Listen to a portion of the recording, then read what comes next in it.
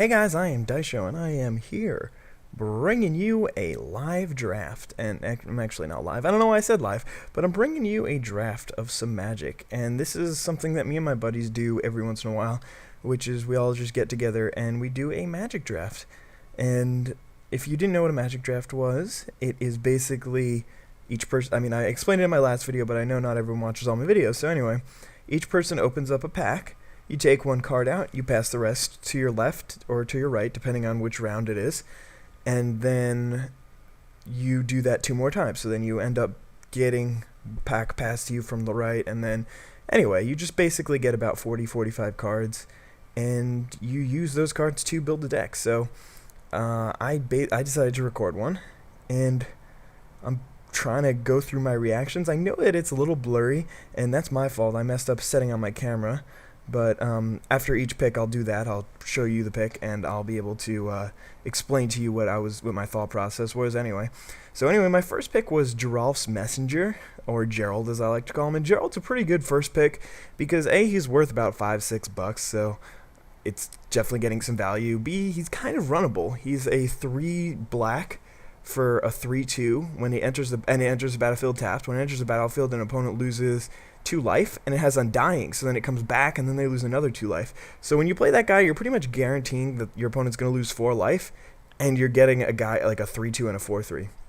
And then my opponent, not my opponent, but my neighbor passed me this card, Fires of Undeath, which is just perfect. Like, my first pick was Geralf's Messenger, and my second pick was Fires of Undeath, and I was basically sure what I was going to play for the rest of the draft. So my opponent to my left had opened a Huntmaster of the Fells, and the way that flip cards work is that anybody's allowed to see them at all times. You'll see me like waving my flip card around at the beginning of a pack, and that's just basically so because the flip cards obviously you can see both sides. So when you open the pack, then everyone can see. So they just make it fair so that everyone can see all of the flip cards in the pack. And here I make a decision that I probably regret a little bit. Not like a terrible decision, but anyway, as I was trying to say, my opponent next to me took Huntmaster of the Fells, which is not great for me because I decided to be in red-black. There's a fling. I'll talk about that in a second if I get the chance. But it's not great for my opponent next to me to be in red-black because that means that in the second pack, when he takes cards and then passes them right back to me, he'll take all the red out. But he's running red-green, and I'm running red-black, so that's not great. And later on in the draft, I figure out that my opponent next to me, to my right, is running black-white, and then the guy next to him was running black-white too. So for much of the draft, I was getting the black cut from the left and the red cut from the right. So I made a little bit of a mistake choosing that, but you'll see later on it'll work out pretty well. So my third overall pick was Fling, and that really wasn't the greatest choice. I could have chosen Edward, I don't know, something like that. His 1 and 2 red for a 2/1 haste. Whenever it deals damage, you get a +1/+1 counter on it. So it's a pretty decent card, but I decided to take Fling instead. Fling is basically, it's a 2-cost instant, sacrifice a creature, and then you can deal damage to target creature or player equal to that creature's toughness. And right here, right now, I do not understand how I managed to get that card. I got a Farbog Boneflinger. The 2 people to the right of me were both picking black, and that guy is really, he's one of the top 3, he's like a top 3 pick in general. But I still managed to see a Farbog Boneflinger and an Undying Evil there, so that really didn't give me much symbol as to what my neighbors were picking. So basically, Farbog Boneflinger is a 2/2, and for 5, and when it enters the battlefield, it gives -2/-2 to a creature. So you're like 2/2 for 5, Daisho, what are you talking about? That's terrible. But its ability is just so good that it's worth running for sure, and it's definitely worth even an early pick. You might have also seen Black Cat. Oh, that's a really good card. I'll talk about that in a second. But you might have also seen Black Cat. He is a 2-cost 1/1, and when he dies, opponent must discard a card at random. So he's very good, and you'll see I get some synergy with Skursdag Cultist later on in the draft. But so that I can just sacrifice him, and then it's just a really good combo. And right here, we're really late in this draft, and I'm like, I mean, in this pack, there's 1, 2, 3, 4, 5, 6, 7, 8 cards left. So 7 cards are already taken out. 7 or 6 cards are already taken out. And I'm just thinking right here, like, what is going on? There's still a Young Wolf in this pack, which is a 1/1 Undying for 1. And that card is really, it's just absolutely amazing. And I know that my opponent next to me picked a Huntmaster first overall, so I assume he's got some sort of green in his deck, so he's obviously going to take that.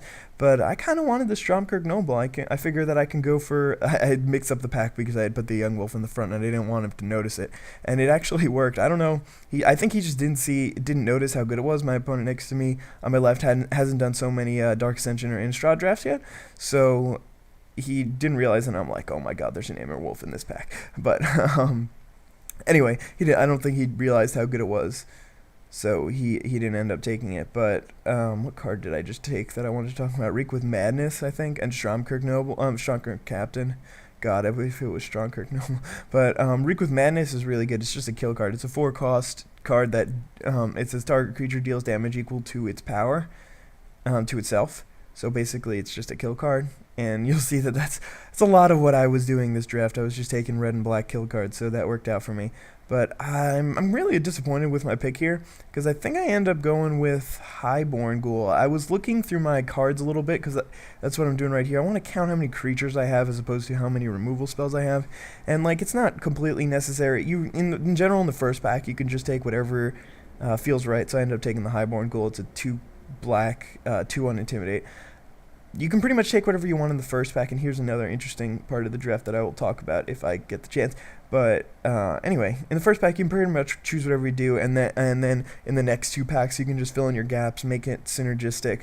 But here there are 2 cards that I'm thinking of taking. There's Torch Fiend, which is a 2/1 for 2, and it has tap a red to, it's a 1 and a red is its mana cost. Tap a red to sacrifice it and destroy target artifact. And then there's another card that I'm thinking of taking, which is a 4 and a red, destroy target land, and it deals 1 damage to each human creature. So neither of those 2 cards are really that great, and I probably wouldn't have put either of them in my deck, but I decided to go for, I can't really remember what that's called, just Torch the Field or something like that maybe. I decided to go for that card because I feel like it's pretty sideboardable. If my opponent is running Valda the Archangel or Gavany Township, then I can just toss that in there. Or if they have a lot of humans, which is what I was really scared of, a green-white human tribal deck, I take a Falkenrath Torturer there. It's a 2/1, and it has the ability to sacrifice a creature. It gains flying until the end of turn. If that creature is a human, it gets a +1/+1 counter on it for 3, and it's a vampire, so I was happy because it'll create some synergy with my Stromkirk Captain. But right here, I just take a bad card. I don't remember what the name is, but it says target player loses 3 life and draws 3 cards. There's really not much left in the pack at this point. And right here, I'm just like, wow, there's only 3 cards left in this pack, and I'm not going to take any of the, I'm not going to use any of them. So I just took a Griptide, which was outstanding. And here's where it really came back to hurt me that I didn't take the Torch Fiend earlier. I got another Scorch the Fields, and it's just unfortunate because I really only needed 1 of them for my sideboard, and I could have taken a card that was useful in another light. But again, I ended up with 2 of them, which was definitely not ideal. But my deck is still looking pretty good. I got some removal in the Sever the Bloodline. No, wow, spoilers.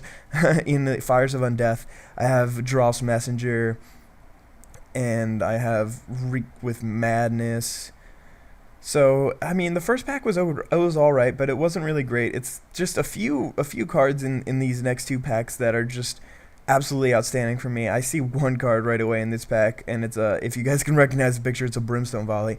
But there's also another couple of really good cards for me right now. There's an Aviator Ghoul and a Bump in the Night in this picture, and I really liked Bump in the Night early on, but then when I was making my deck, I was really thinking about it, and Bump in the Night, like, it's not great. I'm just shoving, yeah, I got a Brimstone Volley, motherfucker. I wouldn't say that because you don't really want, by the way, if you haven't noticed, I've been cutting out the time in between drafts because in between rounds, because sometimes I have to wait for my opponents to pass me packs and stuff. But anyway, I took a Brimstone Volley there, and that was just awesome that I opened one of those. So far I've opened Gerald and Brimstone Volley, so that's really, really useful for me. But anyway, this pack, I got an interesting card, and I still really don't know if it was worth it or if it was worth running. But anyway, I ended up with a Curse of Stalked Prey, which is a 2-cost aura enchant player, not enchant creature, enchant player. And whenever a creature I control deals damage to enchanted player, I get a +1/+1 counter on that creature. So I don't know, like, I feel like it would be outstanding in like an aggro deck, like a white-red, just beat 'em up creatures kind of deck. That would be amazing. Turn your guys into bigger for cheap. But I don't know. This pack was really stacked too. It had a Victim of Night in it, and it had a Rage Thrower and a Screeching Bat. And all of those three cards would have just been outstanding for me. I'm really glad I did go with the Rage Thrower in the end, because that's what I'll choose in a second. Screeching Bat could have helped too, because I really didn't have much flying. But the Rage Thrower was definitely the right choice. And I think that's a Travel Prep. It could be a Travel Prep. Something really interesting about this draft is travel preparations just kept going around the table. Nobody was running green-white humans. If at this point in the draft I'm switching, and I had taken the travel prep and gone for green-white humans and only drafted green-white humans from here on out, then I pretty much could have been able to figure it out. Could have been able to do pretty well. Like earlier, I was talking about how I don't even know what card that is. I don't remember what I take here, but earlier on, I was talking about how there was a young wolf really late in a pack, and basically everyone had seen the young wolf already. So I should have recognized there that that's a hand me your watch keep. Sorry, it's a 1/5 defender, and it can flip with the normal werewolf ability when nobody plays a spell to be a 5/5 that has to attack each turn. So here I get really lucky here. I got a Moan of the Unhallowed in this pack. I mean, yeah, in this for this pick. Now I just have to wait on my person next to me. And I'm actually checking how many creatures I have, because I believe there was something decent in this pack too. I'm not exactly sure what it was, but man, I knew I was onto something earlier. I can't remember exactly what I was talking about. There's so many I almost wish that I had kept in the breaks in between so that I could actually talk about it. I didn't realize that there would be so much to talk about. But Moan of the Unhallowed is really good in draft. It's pretty decent in real life too. You guys know what it is. It's in Grave Whispers and Zombies, I believe. It's 4 cost to put 2 zombies into play, and it's got flashback. And then I look through this pack and I'm like, oh my god, I am so lucky because I got another Moan of the Unhallowed. But anyway, as I was saying earlier, which I just remembered, when I saw that young wolf earlier on, I should have realized that nobody was running green, because pretty much unless there's a very, very good green card in a pack, then you're just going to want to choose the young wolf. And my friend's trying to take a look. He wants to see what I've got, and he's like, Giraffe's Messenger is terrible. It's unplayable. It's 3 black. And I'm like, whatever you say, bro. But I didn't actually in all 3 of the matches that I played, I never even drew Gerald, so that was unfortunate. But he's still a $6 card, so I'm not unhappy. And this pack is it's just really stacked. Wow. I can see a Kessig Wolf, Crossway Vampire, Deergraph Ghoul, and I think that's a Typhoid Rat. Not 100% sure, but I was really deciding between Crossway Vampire and Deergraph Ghoul here. Crossway Vampire is a 1 and 2 red for a 3/2 vampire. So again, I have the Stromkirk Captain, so that'll be pretty cool. And when it enters the battlefield, target creature can't block until end of turn, so it's pretty decent. I was actually a little bit upset with the fact that I didn't pull any Nightbird Clutches. I would have liked to have one of those.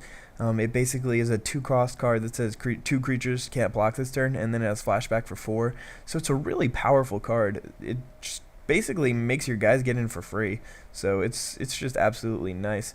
But right here, I think I end up going with the Deergraph Ghoul. I'm not sure if that's Typhoid Rats. It actually really doesn't look like it, and I can't remember what other card that was, but I don't know. My friend's trying to point to cards. In general, we don't really try to talk to each other or like other people outside the draft, because we like to make sure that it works out well. But whatever. I can't remember what's in this pack. I think that might be a travel preparation. I think it's just like a Manor Skeleton is the black card, and the red card is like a Faithless Looting or something bad like that. Something not playable. And then there's a few blue cards. So yeah, I take the travel prep here. I'm just like, what is this still doing in this pack? It is so late in the round, and I know that there's been some pretty good cards waiting for a while, but I don't know. Travel prep is like, wow. I think I actually skip over this accidentally. Oh, no, I don't skip over this. It's just because I'm holding this pack for a really long time, because in general, you don't like to have a lot of packs waiting for someone. You, in general, want to I took a Grizzled Outcast because there's nothing in it for me, and I was just like, which of these cards do I want to go around the least? All right, I don't really want to see a 7/7 on my opponent's side of the table. And right here, again, there's really just not much for me left in this pack. Early, like the middle of this round was just golden for me. I got those Moan of the Unhalloweds, and I got the Deergraph Ghoul really late. And what else did I get? I got some really good cards in this set. I mean, I got Brimstone Volley early on. But the next pack is also just outstanding for me. So I rate the first one as decent, like maybe a 5 out of 10, 6 out of 10. and then the next one was probably, this one is probably an 8, and then the next one is probably an 8 or a 9. So again, there's nothing left for me in the pack at this point. So really would have been outstanding if I had gotten some good late cards, but anyway, Boneyard Worm, Spectral Flight, and like these don't take too long because it's just like, all right, what do we want? Armored Scab, like, God, Armored Scab, it can be such a good card in the right deck, and the fact that I got it third to last is just ridiculous. There were some cards, and right here, I don't even remember what the other one was. It was something really bad, I think.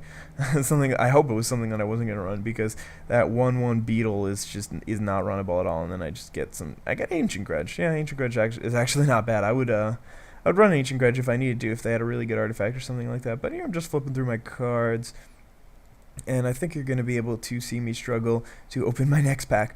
But right now I'm doing pretty well. I've been pretty much, until the last few picks, I've been pretty much sticking to my red-black theme, and I've got some removal spells. I've got Fires of Undeath. Oh my god, I'm just thinking about the next pack. I got Fires of Undeath, I got Wreck with Madness, Brimstone Volley, and now I have 2 of Moan of the Unhalloweds, which are just outstanding cards. If you want, like, they do so well, because even if you can just double block and kill one guy, then it's still worth it for you, because you can get another one. And right here, well, in like 35 seconds, when I finally open this pack, I open up a Sever the Bloodline, which is just amazing. I would say it's probably the best card that I had in my deck for draft, but it's 3 and a black for exile target creature, and oh, I got the Rage Thrower earlier too. That was awesome. Sever the Bloodline is 3 and a black for a exile target creature and all creatures with the same name as that creature, and then it has flashback for 5 and 2 black. So that's really cool. I don't think I ever talked about Fires of Undeath fully, but it's 2 and a red for deals 2 damage to target creature or player, and then it has flashback for 5 and a black. So it's just perfect for the red-black combination. I think I really should have led with that. I'm sorry, guys. I'm new to this. This is brand new for the Daisho. I haven't really tried this yet. Sorry for that weird transition. But right here, my opponent was actually looking at this pack for a really, really long time, and I do not blame him. I end up going with the Crude Outlaw right away, though, because Crude Outlaw's just a beast. And with Curse of Stalked Prey, I actually had that combo out once.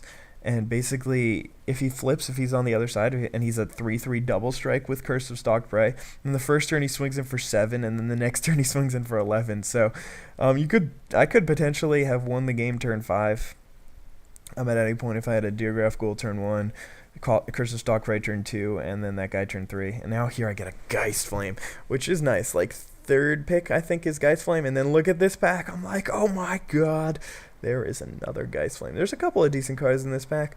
Can't remember exactly what. Maybe a Falconwrath Noble. Or maybe my neighbor took that. I can't remember. But anyway, I mean, like, pretty much instantly I go for the second Geist Flame.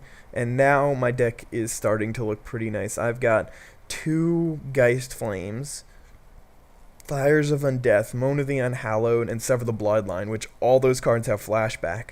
And that basically just means that I'm going to be able to kill a lot of guys. That and Wreck with Madness and Brimstone Volley is just like, I'm going to have a lot of removal in this deck. Plus, I have decent creatures. I got Moan, which is good. I mentioned that like 400 times, but it's just because it's so good.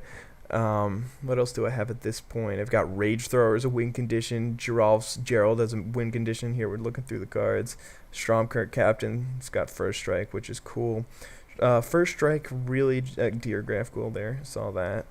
First Strike just combos so well with Geist Flame and Fires of Undeath, because is this where I make the huge mistake? Oh no, this is I don't remember what I take here. I can't really even see the card. Hopefully I'll show it in a second, but I was like looking through the back, and then I just forgot to show the camera. But that time I was thinking of taking this zombie card, and wow, Skursdag Cultist late in the round. That's amazing. But I was thinking of taking this zombie card that it like comes into play with some amount of +1 counters on it, and it's like a 0/0, but you remove +1/+1 counters instead of taking damage. It was an interesting card. I'm not really sure what it was, and I don't know what I'm doing right here.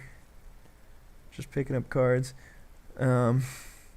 But here I got another pack, and right here, yes, here's where I make the mistake.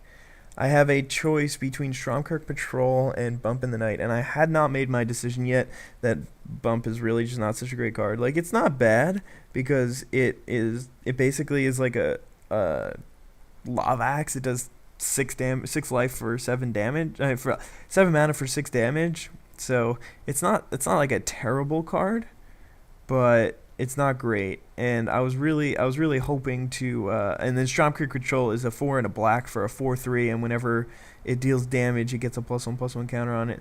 But anyway, I pick up a Walking Corpse here, which is perfect because I really just needed a couple more creatures to finish out my deck. And then I end up going with the Riot Devils here, I think. No, here's where I pick up a Geist Catcher's Rig. Look at this. There's like 6 cards back, and I get the 6 cost 4/5 that deals 4 damage to target creature with flying. So more removal. And here I'm like, I really can't believe I missed the Stromkirk Patrol earlier. But I pick up the Bump in the Night because there's really nothing left in the pack anyway. And at this point, the draft is pretty much over. So in the end, I ended up doing really well. I want to show you my deck, and I'll do that in a separate video since this one was like 21 or 22 minutes. There I pick up Riot Devils. I don't remember what I got earlier, but anyway, I hope you guys Village Ironsmith, 3rd last. It's amazing. Sorry, I was just really happy with this deck. I hope you guys enjoyed this kind of video, and if you want me to do more of them, just leave comments in the video saying you enjoyed it, and I'll try to do as many of these as I can.